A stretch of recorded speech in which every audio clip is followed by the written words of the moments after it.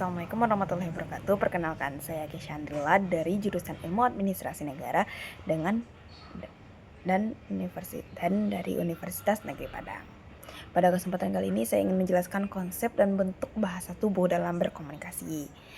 Bahasa tubuh merupakan elemen penting dalam komunikasi, seringkali menentukan makna sesungguhnya dari pesan yang disampaikan. Dalam kajian ilmu komunikasi, bahasa tubuh termasuk dalam komunikasi nonverbal yang berfungsi memperkuat, menggantikan, atau bahkan bertentangan dengan pesan verbal. Bahasa tubuh sebagai bentuk komunikasi nonverbal. Yang pertama, bahasa tubuh adalah segala bentuk ekspresi fisik seperti gerakan tangan, ekspresi wajah, kontak mata, postur tubuh, hingga jarak interpersonal yang menyampaikan pesan tanpa kata-kata. Dalam praktik komunikasi publik, unsur nonverbal seringkali dominan dibanding verbal karena dianggap lebih jujur dan spontan. Fungsi bahasa tubuh meliputi melengkapi pesan verbal sepertinya senyum saat menyapa. Yang kedua, menegaskan makna, intonasi dan gestur memperkuat pesan. Yang ketiga, menggantikan kata-kata, anggukan sebagai setuju. Atau yang keempat, mengungkapkan emosi seperti marah, senang, cemas, takut. Lebih lanjut, kita masuk kepada konsep dasar bahasa tubuh. Konsep bahasa tubuh berakar pada pemahaman bahwa komunikasi bahasa manusia tidak hanya bersifat linguistik, tetapi juga simbolik dan kontekstual. Beberapa konsep dasar meliputi konsistensi, yaitu kesesuaian antara pesan verbal dan nonverbal. Yang kedua, konteks sosial budaya, yaitu makna gestur dapat berbeda antar budaya. Yang ketiga, spontanitas. Bahasa tubuh sering muncul secara tidak sadar. Yang keempat, interpretatif. Maknanya harus dipahami secara keseluruhan, tidak parsial. Dalam perspektif komunikasi nonverbal, bahasa tubuh dipahami sebagai tanda yang berfungsi dalam interaksi sosial.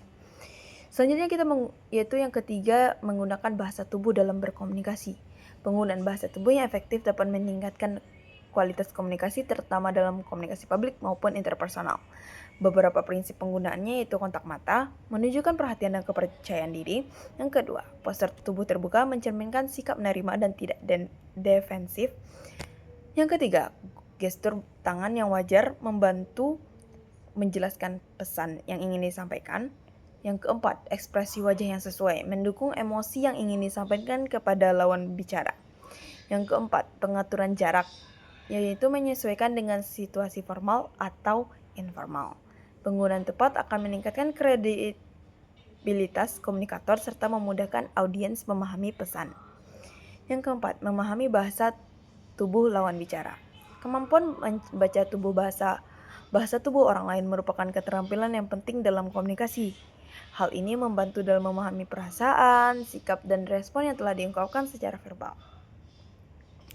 Beberapa indikator yang dapat diamati yaitu ekspresi wajah, menunjukkan emosi, senang, bingung, tidak setuju.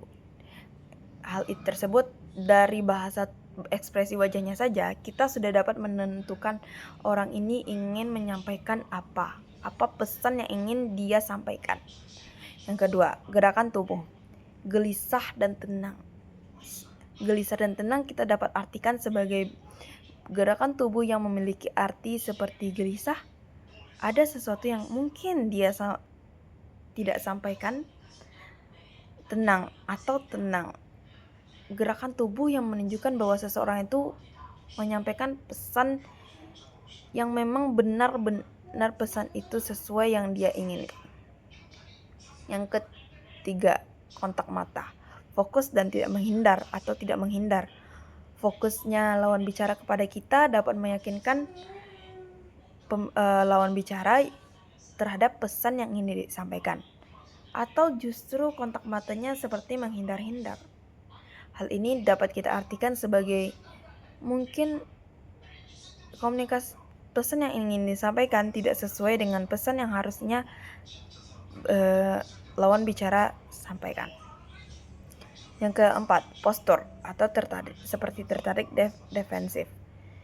Dari postur seseorang, kita dapat menilai orang tersebut tertarik atau tidaknya terhadap pesan yang kita berikan atau kita bicarakan. hal ini. Namun, interpretasi harus dilakukan secara hati-hati dengan mempertimbangkan konteks dan tidak mengeneralisasi satu gerakan sebagai makna tunggal. Kadang seseorang itu memang bersikap seperti itu. Jadi kita harus tetap berhati-hati dalam mengartikan pesan dari gerakan tubuh atau postur tubuh yang sang pembawa pesan. Kesimpulannya, bahasa tubuh merupakan komponen esensial dalam komunikasi yang berperan dalam memperkuat dan memperjelas pesan. Pemahaman konsep dasar, kemampuan menggunakan serta membaca bahasa tubuh secara tepat akan meningkatkan efektivitas komunikasi baik dalam konteks interpersonal maupun komunikasi publik. Sekian dari penjelasan saya kali ini. Terima kasih sudah menonton. Wassalamualaikum warahmatullahi wabarakatuh. Bye-bye.